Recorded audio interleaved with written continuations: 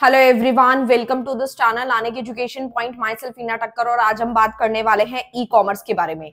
जी हाँ, बहुत सारे बच्चों की डिमांड थी कि मैम ई कॉमर्स पे वीडियो कब आएगी, हमारे एग्जाम जाने वाले हैं। तो देखो, आपके एग्जाम चाहे मई में है चाहे जून में है या फिर अभी दिसंबर की प्रिपरेशन कर रहे हैं, तो टेंशन लेने की बिल्कुल जरूरत नहीं है, क्योंकि ई कॉमर्स का पूरा मैं सिलेबस कराऊंगी। उसके बाद वन शॉट जो है वो आपको आपके एग्जाम से पहले मिल जाएगा और नोट्स भी प्रिपेयर हो रहे हैं। मोस्ट प्रोबेबली आपके एग्जाम से पहले पहले ई कॉमर्स के नोट्स आप तक प्रोवाइड हो जाएंगे। इसका कोड है, जो इग्नू से है वो उनका कोड है BCOS184, और जो इग्नू से नहीं है वो भी ये वीडियो देख सकते हैं, क्योंकि सबका सिलेबस सिमिलर है। एक दो टॉपिक ऊपर नीचे होंगे, वो मैं सारे यूनिवर्सिटी के अकॉर्डिंग कवर करवा के चलूंगी। बीकॉम है, बीबीए है, बीटीएस है, कुछ भी है, ई कॉमर्स की वीडियो आपके लिए बहुत ही ज्यादा इंपॉर्टेंट है। तो स्टार्ट करेंगे। बट जिन्होंने ई कॉमर्स का प्लेलिस्ट नहीं देखा है वो प्लीज जाके चेकआउट कर लो। मैंने ऑलरेडी वहां पे सिलेबस डिस्कस कर लिया है, इंपॉर्टेंट क्वेश्चंस भी बता दिए हैं, बस आपका सिलेबस मुझे करवाना है। और मैं कोशिश यही कर रही हूँ कि ई कॉमर्स को बहुत ही सिंपल तरीके से पढ़ाऊं, फ्लो चार्ट्स की मदद से पढ़ाऊं। पीडीएफ से मैं नहीं पढ़ाना प्रेफर कर रही हूँ, क्योंकि बहुत सारे बच्चे कहते हैं कि मैम हमें समझ में नहीं आता, इसलिए मैं फ्लो चार्ट की मदद से आपको समझा रही हूँ, क्योंकि काफी सारे बच्चे कहते हैं हमें फ्लो चार्ट से ज्यादा समझ में आता है। तो आओ फटाफट से इसको बहुत इजीएस्ट वे में मैं करवाऊंगी। उसके बाद अपनी नोट्स वगैरह आप रीड करेंगे तो डेफिनेटली हर एक चीज समझ आ जाएगी। तो सबसे पहले यूनिट है, unit number 1, introduction to e commerce है। तो सबसे पहले ई कॉमर्स के इंट्रोडक्शन के बारे में पढ़ेंगे कि ई कॉमर्स कहाँ से आया और ई कॉमर्स किस तरीके से आज हम यूज करते हैं डेली लाइफ में, और कहाँ कहाँ इसका यूज है, क्या फायदे हैं क्या नुकसान है, ये सारा एक एक चीज डिस्कशन होगी इस वीडियो के अंदर। तो सबसे पहला वीडियो ही है ये हमारा, यूनिट नंबर 1 का लेसन नंबर 1 कह सकते हैं। तो सबसे पहले बात करते हैं बिजनेस की। बिजनेस हम देखते हैं, आप सोचेंगे मैम आप हमें ई कॉमर्स पढ़ा रहे हैं तो बिजनेस की बात क्यों आ रही है। देखो, जब हमारा बेस स्ट्रांग होता है तो हमें चीजें समझ आती हैं, हमें इंटरेस्ट आता है। मैं डायरेक्ट आपको ई कॉमर्स की डिफाइन पढ़ा दूं, कोई फायदा नहीं है, आपको समझ ही नहीं आएगा। ई कॉमर्स की डिफाइन पढ़ा दूंगी, कोई मतलब नहीं है। लेकिन इसके पीछे क्या लॉजिक है, ई कॉमर्स कैसे इन्वेंशन में आया, ये सारी चीजें जो हैं वो जाननी बहुत इंपॉर्टेंट है। तो सबसे पहले बात करते हैं बिजनेस की। बिजनेस जो होता है, हमने काफी सारी चीजें क्लास 11 से पढ़ते आ रहे हैं, और मैं ऐसा मान के चलूंगी कि जिन बच्चों ने बिजनेस स्टडीज नहीं पढ़ा, आर्ट्स बैकग्राउंड से हैं, साइंस बैकग्राउंड से हैं, तो भी वो ये वीडियो को देखें और उनको इजिली ई कॉमर्स समझ में आ जाए। तो बेसिकली क्या है, बिजनेस है, व्यापार है जो हम लोग करते हैं डेली लाइफ में। बहुत सारे बिजनेस छोटे लेवल के होते हैं, कुछ बिजनेसेस होता है बड़े लेवल के। तो मैंने इसको दो कैटेगरी में बांटा है। बिजनेस दो तरीके की डीलिंग करता है, number 1 is goods, second 1 is services.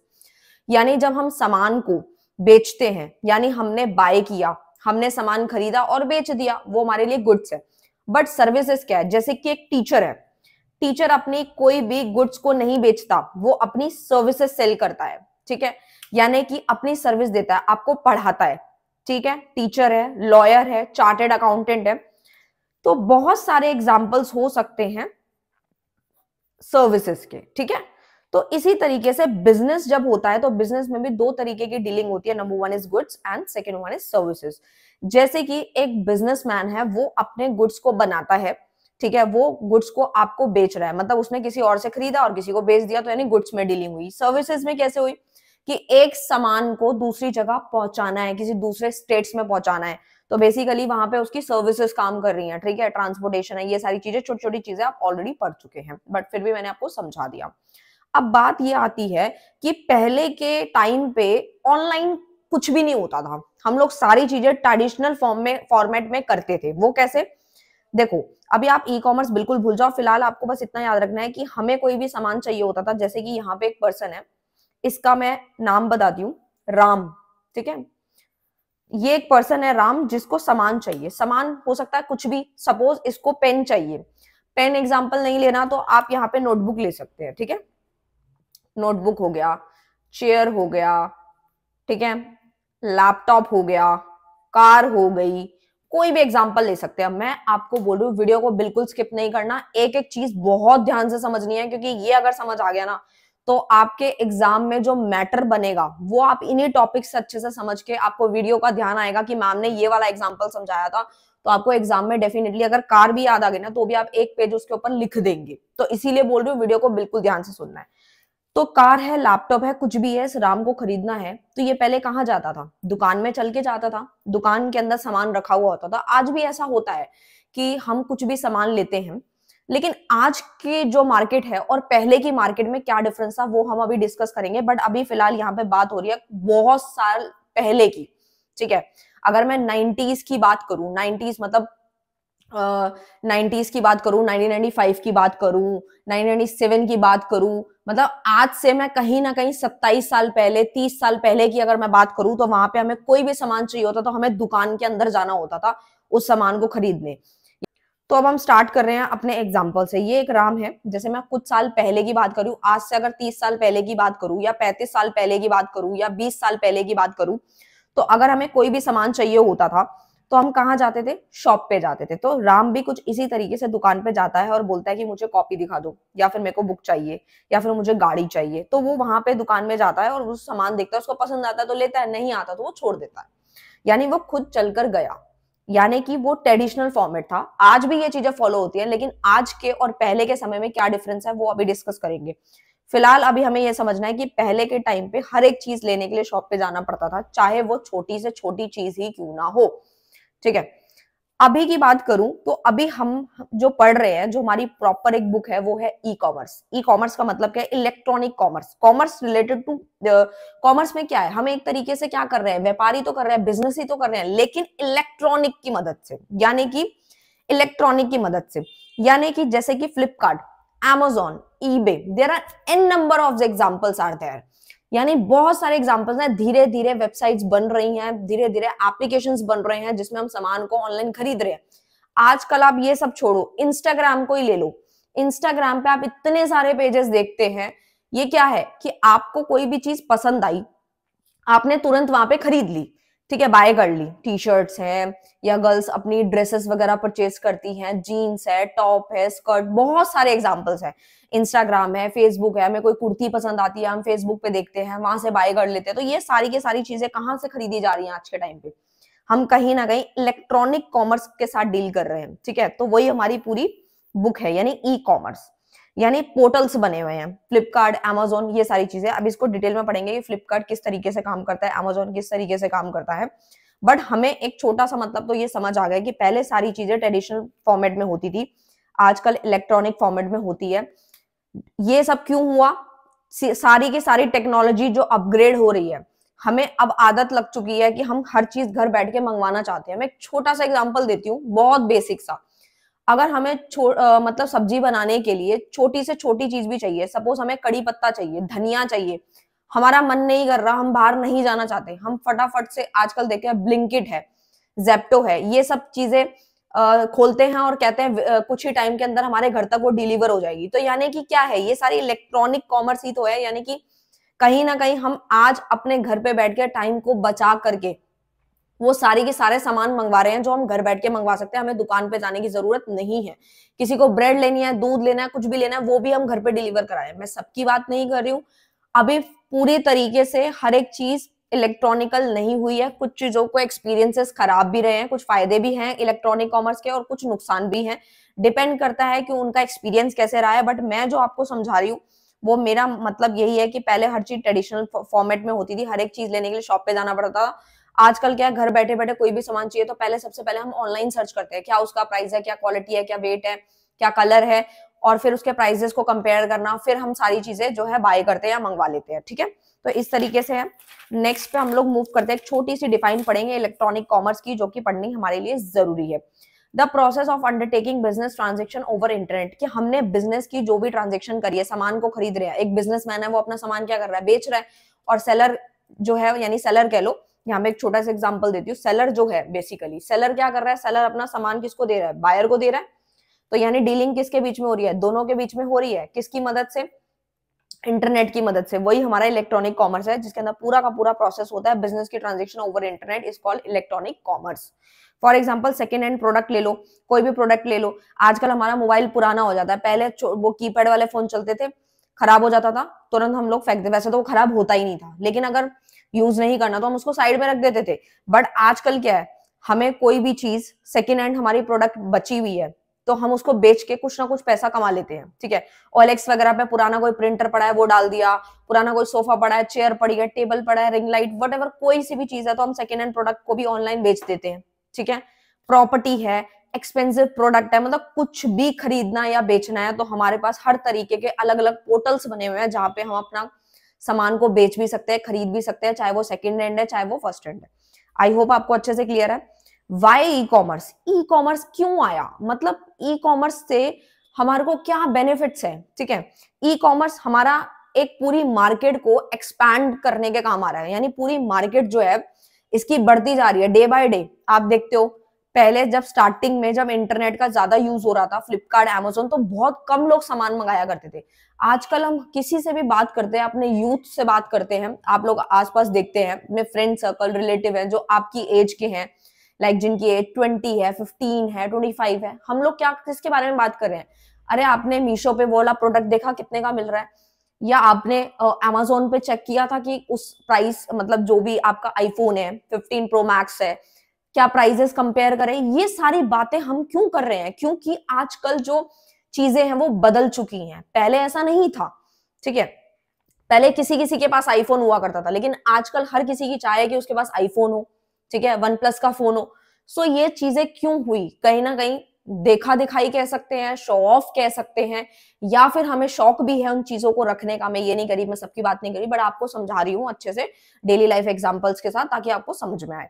Y e commerce, हमारा एक्सपेंशन देखने को मिलता है मार्केट के अंदर, इजी टू यूज है, हम चीजों को यूज कर पाते हैं। ठीक है, हमें घर बैठे बैठे चीजों को यूज कर रहे हैं, हमें जाने की जरूरत नहीं है। रिडक्शन इन ट्रैवलिंग एक्सपेंसेस, अगर हम जाएंगे तो कहीं ना कहीं हमारे ट्रैवलिंग के खर्चे बैठेंगे। सबसे बड़ी बात है टाइम बहुत लगता है। अगर आप किसी भी मार्केट में जाते हो, सपोज आपको कोई लहंगा परचेज करना है, ठीक है, तो हम सबसे पहले हमारे माइंड में कौन सी मार्केट आती है, सबसे पहले चांदनी चौक आती है। ठीक है, हो सकता है आपके माइंड में कोई और भी आती हो, आप कहाँ रहते हैं मुझे नहीं पता, लेकिन जहां भी आप मार्केट जाते हो, मेरा कहने का मतलब ये है, तो आप सबसे पहले क्या करते हो, मार्केट जाते हो, जाने में 1 घंटा लग रहा है, 2 घंटे लग रहा है, फिर आने के लग रहा है टाइमिंग, फिर वहां देखा दिखाई करना, मतलब बहुत सारे टाइमिंग्स है। तो बेसिकली हर एक प्रोडक्ट को लेने के लिए, कंज्यूम करने के लिए आपको टाइम जो है लगता है, लेकिन ई कॉमर्स में आपका टाइम बच जाता है। ठीक है, बट इसके फायदे नुकसान जब मैं समझाऊंगी तो आपको अच्छे से क्लियर हो जाएगा। हर एक प्रोडक्ट ऑनलाइन भी नहीं खरीदा जा सकता, ऐसा नहीं है कि हम हर प्रोडक्ट को ऑनलाइन खरीद लेंगे। हमें गाड़ी खरीदनी है, क्या हम घर बैठे बैठे खरीद लेंगे गाड़ी? नहीं खरीद सकते। और भी बहुत सारे प्रोडक्ट ऐसे होते हैं जिनको हमें एक बार जाके शॉप पे चेकआउट करना होता है, या शोरूम पे जाके देखना पड़ता है, आउटलेट पे जाकर जाना पड़ता है, तभी हमें चीजें समझ में आती हैं। तो बेसिकली ई कॉमर्स के कुछ अपने बेनिफिट्स भी हैं, इजी टू यूज है, ट्रैवलिंग एक्सपेंसेस बच जाते हैं। वैसे अगर देखते हो, अगर आपको कुर्तीज, कोई भी प्रोडक्ट, कोई शर्ट वगैरह, पेंट्स वगैरह मंगानी होती है, तो कहीं ना कहीं कोरियर चार्जेस लगते हैं, बट स्टिल हमारा टाइम बच जाता है और उतना एक्सपेंस नहीं लगता जितना कि हम खुद जाके खर्चा कर देते हैं। आई होप आपको क्लियर है। नेक्स्ट आता है, ये फ्लो चार्ट की मदद से आपको समझाऊंगी मैं, type of E commerce. E commerce के कुछ टाइप्स हैं जो आपको अच्छे से समझ आने चाहिए, यहां से क्वेश्चंस बन जाते हैं। B2B क्या होता है? Business to business. B2B means business to business, manufacturer, wholesaler और रिटेलर। जैसे कि सैमसंग, सैमसंग अपना मोबाइल बनाती है, ठीक है, हो सकता है कि इसके अंदर स्क्रीन है, बहुत सारी चीजें जो मोबाइल के पार्ट्स अलग अलग यूज होते हैं, वो जरूरी नहीं है कि सैमसंग ही बनाए। हो सकता है कुछ पार्ट ऐसे हैं, जैसे स्क्रीन है, कोई भी चीज है, तो वो दूसरी कंपनी से ले ले, ठीक है, या कोई और भी एग्जांपल इसके अंदर आप ऐड कर सकते हैं। कार के एग्जांपल्स वगैरह भी ले सकते हैं, कार के पार्ट्स वगैरह, जैसे टायर है, बॉडी है, ये सारी चीजें जरूरी नहीं है कि कंपनी खुद ही बनाए, अलग अलग कंपनी से लेके उसको जोड़ के भी एक गाड़ी बना सकती है। तो ये B2B ही है, यानी बिजनेस टू बिजनेस में डीलिंग हो रही है। Second one is B2C, business to consumer.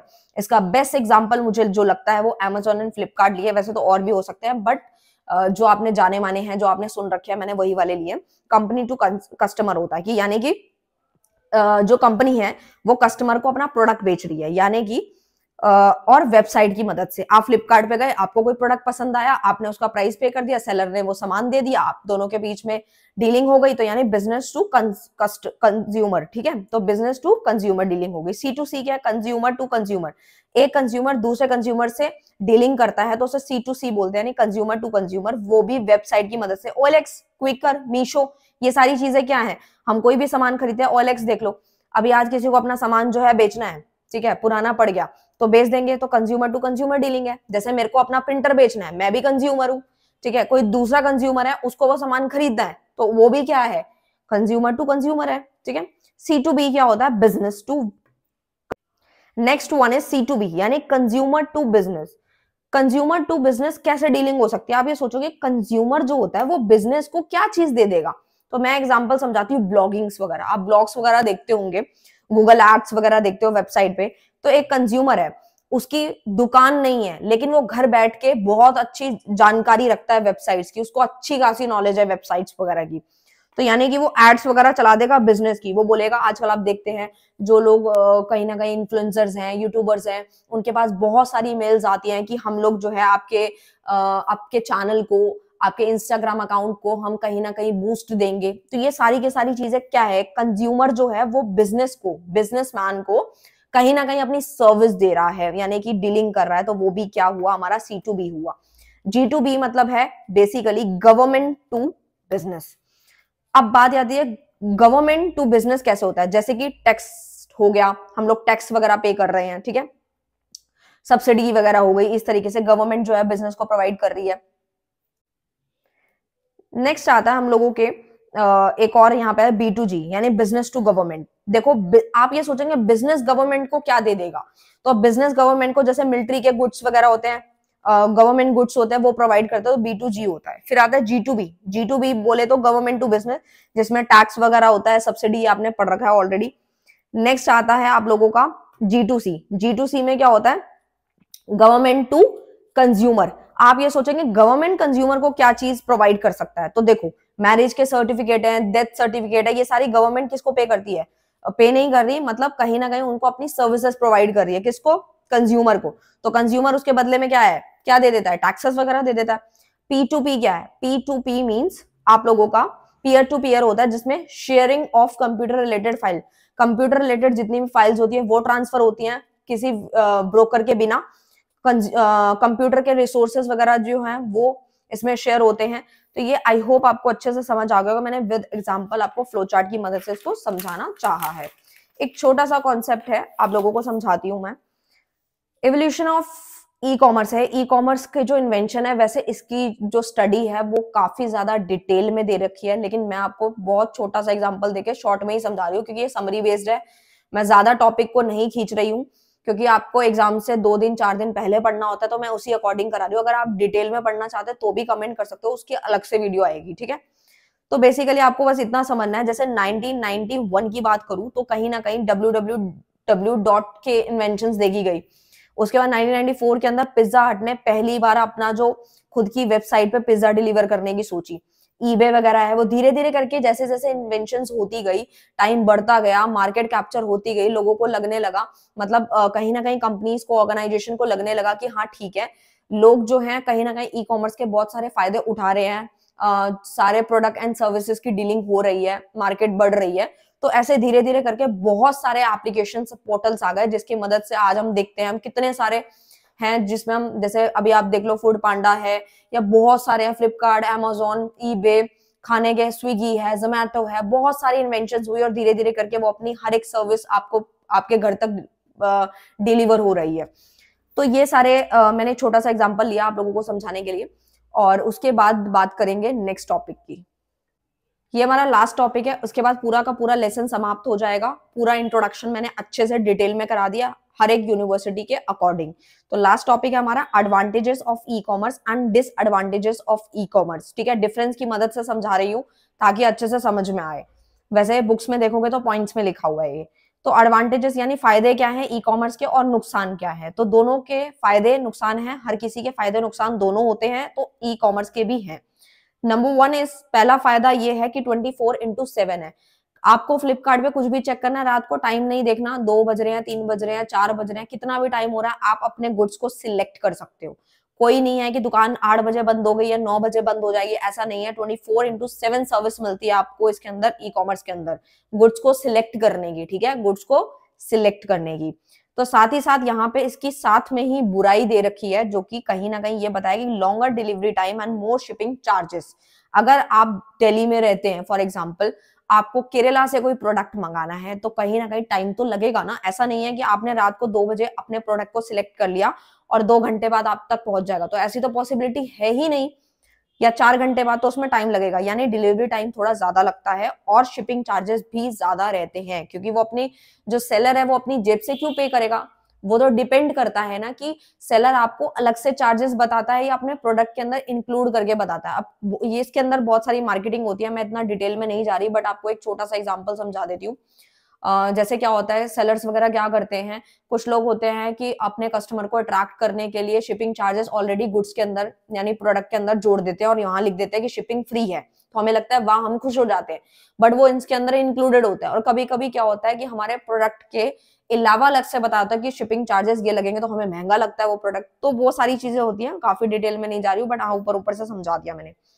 फिर बात आती है ई कॉमर्स का फायदा ये है कि आपको स्टोर के कोई भी लाइन में लगने की जरूरत नहीं है, आपको जाने की जरूरत नहीं है, वेट करने की जरूरत नहीं है। जबकि यहाँ पे क्या होता है, इसकी बुराई ये है कि आप जो है एट अ टाइम प्रोडक्ट को मेजर नहीं कर सकते, ठीक है।